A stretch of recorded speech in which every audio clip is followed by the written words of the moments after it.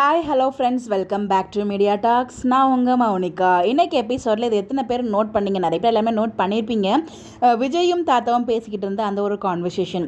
விஜய் பார்த்தீங்கன்னா தாத்தா கிட்ட கேட்பாங்க, எங்கே தாத்தா காவேரி அப்படின்னு சொல்லிட்டு. அவள் வெண்ணிலா கூப்பிட்டு போயிருக்காப்பா பேசுகிறதுக்காக அப்படிங்கிற மாதிரி சொல்லியிருக்காங்க.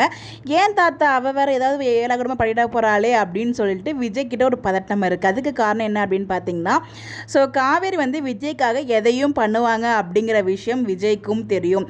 ஸோ நம்ம எல்லாரும் பயந்தோம் இல்லையா? ஆக்சுவலாக நான் அப்போவே சொல்லிட்டேன், அது அவங்க ஒரு பிளான் போட்டு தான் பண்ணுறாங்க அப்படின்னு சொல்லிட்டு. பட் நிறைய பேர் பயந்தாங்க. என்ன அப்படின்னா, ஸோ காவேரி ஒரு வேளை பார்த்தீங்கன்னா அந்த டைலாக் ஒன்று சொல்லுவாங்க, ஸோ உனக்கு தேவை நீ விஜய் கல்யாணம் பண்ணிக்கணும் அவ்வளோதானே, அதுக்கு நான் வழி பண்ணுறேன் அப்படிங்கிற மாதிரி சொல்லுவாங்களே. அப்போ காவேரி விட்டு கொடுத்தா தானே அங்கே வெளியில் கல்யாணம் பண்ணிக்க முடியும். அந்த வேலையை எதுவும் பார்த்துருவாளோ காவேரி அப்படின்னு சொல்லி ஃபேன்ஸ் எப்படி பயந்தீங்களோ அதே தான் விஜயுமே பயந்தார் தாத்தா கிட்ட. நீ கவலைப்படாத, பல எதுவும் நடக்காது அப்படிங்கிற மாதிரி தாத்தாவுமே சொல்லுவாங்க. இந்த இடத்துல நம்ம எல்லாரும் ஒரு பயந்தோம் இல்லையா? ஸோ ஏன்னா நம்ம காவேரியோட தாட் அந்த மாதிரி தான் இருக்கும். ஆனால் இங்கே தான் மாஸ்டர் பிளான் பண்ணி காவேரி விஜய் யாருக்கும் விட்டு கொடுக்க மாட்டேன் அப்படிங்கிற ஒரு ஸ்டாண்டில் இன்றைக்கி எபிசோட்லையும் அதாவது நம்ம ப்ரொமோலையும் பார்த்துட்டோம். அவன் விட்டு கொடுக்கல அப்படிங்கிற விஷயத்த. ஸோ பார்த்திங்கன்னா அது நம்ம எல்லாருக்கும் இப்போ தெரிஞ்சிருச்சு. இப்போ விஜய்க்கு பார்த்திங்கன்னா அது வெளியில் வந்ததுக்கப்புறம் தான் தெரியும். அதுக்கப்புறம் ஒரு ஹக் மூலியமா அதை அவரோட லவ் ரொம்ப அழகாக காமிச்சிருப்பாரு.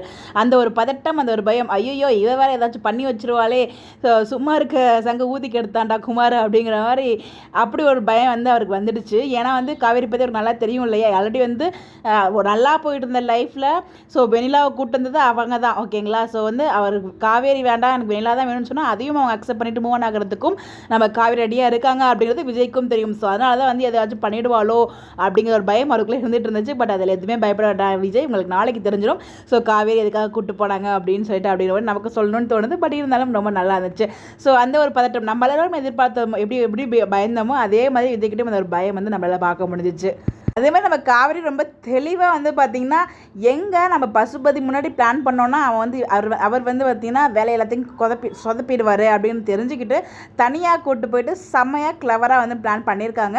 ஆக்சுவலாக நாளைக்கு ப்ரிவியூவில் பார்த்தீங்கன்னா நீங்களும் சத்தியம் பண்ணணும், நானும் சத்தியம் பண்ணணும் அப்படிங்கிற மாதிரி தான் சொல்லியிருப்பாங்க. நீங்கள் நடந்தது அப்படி நீங்கள் போய் சொல்லுங்கள் அப்படிங்கிற மாதிரி சொல்லுவாங்க. 2 பேர் எனக்கு தெரிஞ்சு சத்தியம் பண்ண மாட்டாங்கன்னு நினைக்கிறேன். அதனால தான் காவேரி பார்த்தீங்கன்னா அவங்க எடுத்து வச்சு இந்த வீடியோ காமிப்பாங்களோ அப்படிங்கிற மாதிரி எனக்கு தோணுது.